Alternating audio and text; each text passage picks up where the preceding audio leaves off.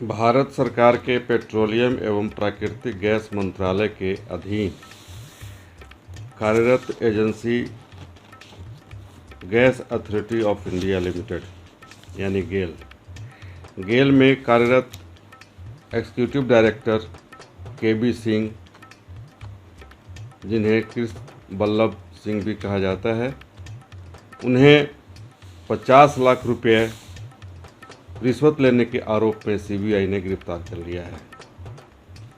नमस्कार, मैं Satyendra Kumar Singh, SNS 24 news में आपका स्वागत है। हम बात कर रहे हैं गेल इंडिया की, gas authority of India limited की, जिसके अधीन बहुत सारे कार्य हैं। सरकार की बहुत सारी योजनाएं हैं जिस सरजमी को उतारा जा रहा है। इसके लिए बहुत सारे एजेंसियों को भी लगाया गया है। लोग ये कहते हैं कि चूँकि ये सरकारी है तो इसके अधिकारी काफ़ी ईमानदार हैं और ईमानदार होंगे, लेकिन ऐसा लगता नहीं है।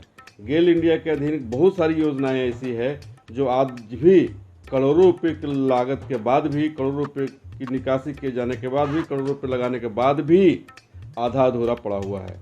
एक नहीं, इनकी गिनती अगर की जाए तो गिनती शायद ही पूरी हो सकेगी।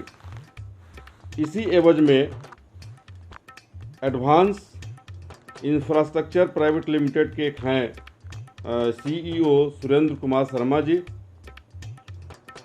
एक्चुअली जो ठेकेदार काम करता है, जो एजेंसी इसके अधीन काम करता है, वह ठेकेदार, वह कॉन्ट्रैक्टर चाहता है कि उस गेल इंडिया से हम ज़्यादा से ज़्यादा लाभ लें, आर्थिक लाभ लें।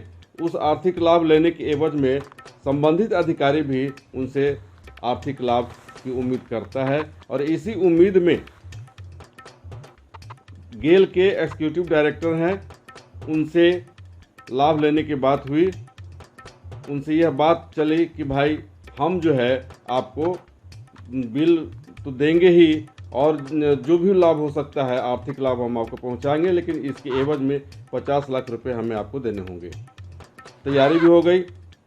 सुरेंद्र जी ने पैसे देने की भी बात कह दी और पैसा नोएडा स्थित अपने घर पे, यानी के.बी. सिंह साहब अपने घर पे 50 लाख रुपए बतौर रिश्वत राशि ले ली। इसकी जानकारी चूँकि पहले से ही सीबीआई को थी, सीबीआई के सूत्र को मालूम हुआ, तो उसने अपना एक जाल बिछाया और जाल बिछा करके 4 सितंबर को ही मामला दर्ज कर लिया था।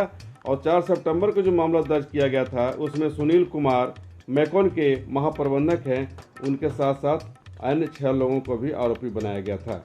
यह जो भी आरोपी जिन पर जो थे उन पर यह आरोप लगा था कि संबंधित ठेकेदारों को वे इलीगल वे में, अवैध तरीके से लाभ पहुंचाते हैं और उसके एवज में ठेकेदार से आर्थिक लाभ खुद भी लेते हैं, जिसका जीता जागता नमूना, जीता जागता उदाहरण हो गए मिस्टर के.बी. सिंह, जिन्होंने 50 लाख रुपए रिश्वत लेते धर लिए गए।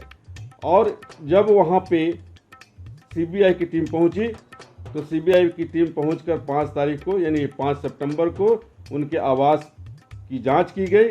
उनके आवास पर सर्च अभियान चलाया गया और सीबीआई की टीम ने पूरे सर्च अभियान चला करके उनसे, और वहां पे के.बी. सिंह ने स्वीकार किया कि उन्होंने सुरेंद्र जी के माध्यम से 50 लाख रुपए लिए हैं। और यह पैसा सुरेंद्र जी डायरेक्ट नहीं बल्कि 2 अन्य लोगों से, अज्ञात लोगों के माध्यम से यह पैसा उन तक पहुंचाया गया था।